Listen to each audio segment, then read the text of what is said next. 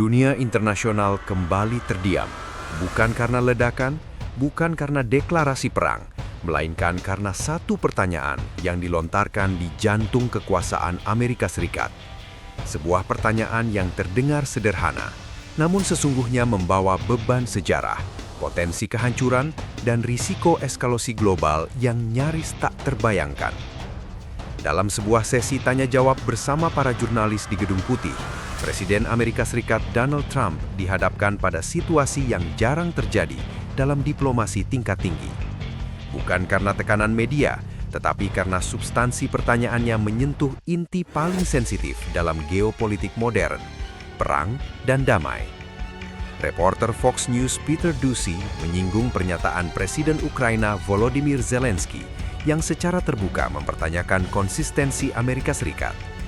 Jika Washington mampu memerintahkan operasi untuk menangkap Nicolas Maduro, pemimpin Venezuela yang dianggap diktator oleh Barat, lalu mengapa hal yang sama tidak dilakukan terhadap Vladimir Putin, Presiden Rusia? Pertanyaan itu seketika membekukan ruangan. Semua yang hadir memahami bahwa ini bukan sekadar wacana politik. Ini adalah pertanyaan yang jika dijawab dengan gegabah, bisa menyeret dunia ke jurang konflik yang tak bisa dikendalikan. Donald Trump dikenal sebagai sosok yang vokal, konfrontatif, dan kerap menggunakan retorika keras dalam diplomasi internasional. Dalam masa kepemimpinannya, ia tidak segan mengancam Iran, menekan Korea Utara, bahkan memarahi sekutu-sekutu tradisional Amerika di Eropa. Namun kali ini, responsnya justru bertolak belakang dari citra tersebut. Tanpa meninggikan suara, tanpa nada emosional, Trump hanya menjawab singkat, "Saya rasa itu tidak perlu." Sebuah kalimat pendek, tenang, dan terukur. Namun justru karena kesederhanaannya, kalimat ini memuat pesan strategis yang sangat dalam. Trump kemudian menambahkan bahwa dirinya selalu memiliki hubungan yang baik dengan Vladimir Putin. Bagi sebagian orang, pernyataan ini mungkin terdengar personal atau bahkan kontroversial. Namun bagi para analis geopolitik, kalimat itu adalah isyarat bahwa Trump memahami betul batas-batas kekuasaan global. Ia tahu bahwa Putin bukan Nicolas Maduro dan Rusia bukan Venezuela. Perbandingan antara keduanya seringkali disederhanakan dalam wacana publik, seolah semua pemimpin yang dicap otoriter berada pada level yang sama. Padahal, dalam realitas militer dan geopolitik, perbedaan antara Rusia dan Venezuela adalah perbedaan antara negara regional dengan negara adidaya nuklir. Venezuela adalah negara dengan kekuatan militer terbatas, sistem pertahanan yang rapuh, dan stabilitas politik internal yang mudah diguncang. Operasi untuk menangkap atau menjatuhkan Nicolas Maduro, sebagaimana yang pernah diklaim Amerika Serikat, masih berada dalam koridor operasi khusus, intelijen, dan permainan kekuasaan internal.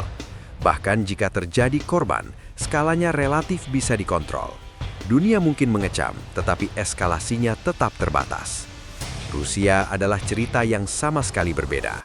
Rusia adalah negara dengan ribuan hulu ledak nuklir, sistem pertahanan udara berlapis, dan pengalaman perang konvensional yang sedang berlangsung secara aktif di Ukraina. Menyentuh Vladimir Putin bukan sekedar menyentuh seorang individu, melainkan menyentuh simbol kekuatan negara Rusia itu sendiri. Penangkapan Putin dalam skenario apapun akan dipandang Moskow sebagai deklarasi perang langsung terhadap negara adidaya nuklir. Trump memahami realitas ini. Rusia memiliki lebih dari 1 juta personil militer aktif, jaringan intelijen global, serta sistem keamanan elit yang melindungi presidennya sepanjang waktu. Federal Protective Service atau FSO Rusia dikenal sebagai salah satu unit pengamanan paling ketat di dunia. Mendekati Putin saja hampir mustahil, apalagi menangkapnya hidup-hidup. Oleh karena itu, jawaban Trump bukanlah tanda kelemahan, melainkan pengakuan diam-diam terhadap keseimbangan kekuatan global yang rapuh.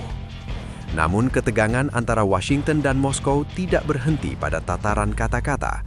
Beberapa waktu sebelum pertanyaan berbahaya itu muncul, Trump justru meningkatkan konfrontasi dengan Rusia melalui tindakan nyata. Sebuah kapal tanker berbendera Rusia ditangkap oleh militer Amerika Serikat bersama Inggris di perairan antara Islandia dan Inggris. Menurut laporan, kapal tersebut dieskort oleh kapal selam Rusia. Trump dengan percaya diri menyatakan bahwa kapal-kapal Rusia melarikan diri saat melihat kekuatan Amerika. Pernyataan ini memicu kemarahan di Kremlin. Bagi Rusia, insiden tersebut bukan sekedar penegakan hukum laut internasional, melainkan penghinaan terbuka terhadap wibawa militernya. Respons Moskow datang cepat dan keras. Dalam waktu kurang dari 24 jam, Rusia meluncurkan 6 rudal Oreshnik ke wilayah Ukraina Barat. Targetnya adalah kota Lviv, sebuah kota strategis yang hanya berjarak sekitar 40 mil dari perbatasan Polandia, anggota NATO. Serangan ini langsung mengguncangkan Eropa, bukan hanya karena lokasinya yang dekat dengan wilayah NATO, tetapi karena jenis senjata yang digunakan. Oreshnik bukan rudal biasa. Rudal ini dikenal memiliki kecepatan ekstrim dan kemampuan untuk dipasangi hulu ledak nuklir. Para analis militer sepakat bahwa tidak ada sistem pertahanan udara yang mampu sepenuhnya mencegah serangan Oreshnik jika diluncurkan dalam jumlah besar. Pesan Rusia sangat jelas, mereka mampu menyerang target manapun, kapanpun, dan dengan cara yang sulit dihentikan. Banyak pengamat menilai bahwa penggunaan Oreshnik bukan semata-mata untuk tujuan militer di Ukraina. Ini adalah sinyal strategis yang ditujukan langsung kepada Barat, terutama Amerika Serikat. Rusia ingin menunjukkan bahwa jika terus diprovokasi, eskalasi konflik bisa melampaui Ukraina dan menyentuh jantung Eropa. Inilah konteks sesungguhnya di balik jawaban Trump yang terdengar sederhana di Gedung Putih. Ia tidak mundur. Ia sedang menghindari lompatan menuju jurang yang tak bisa dikendalikan. Peringatan Rusia tidak berhenti di medan perang. Dmitry Medvedev, mantan Presiden Rusia dan kini Wakil Ketua Dewan Keamanan Kremlin, mengeluarkan pernyataan tajam yang ditujukan kepada Amerika Serikat dan sekutunya. Dalam sebuah unggahan singkat, ia menulis, "Don't play games with Russia." Sebuah kalimat pendek namun syarat ancaman. Pesan ini ditujukan bukan hanya kepada Trump, tetapi kepada seluruh elit politik Barat. Rusia ingin menegaskan bahwa mereka tidak akan diperlakukan seperti negara kecil yang bisa ditekan sesuka hati. Di tengah memanasnya situasi, reaksi ekstrim juga muncul dari lingkaran kekuasaan Rusia. Adam Kadyrov, putra dari Ramzan Kadyrov, mengeluarkan pernyataan penuh ancaman terhadap Presiden Ukraina Volodymyr Zelensky.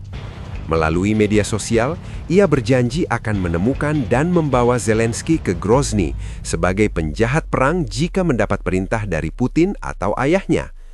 Bahasa yang digunakan kasar, intimidatif, dan sengaja dirancang untuk menebar ketakutan.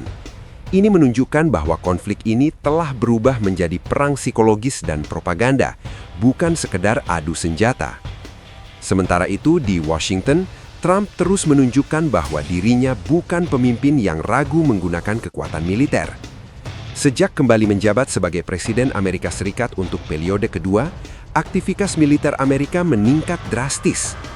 Dalam tahun pertama masa kepemimpinannya, Trump dilaporkan menyetujui lebih dari 600 serangan udara, rudal, dan operasi militer lainnya.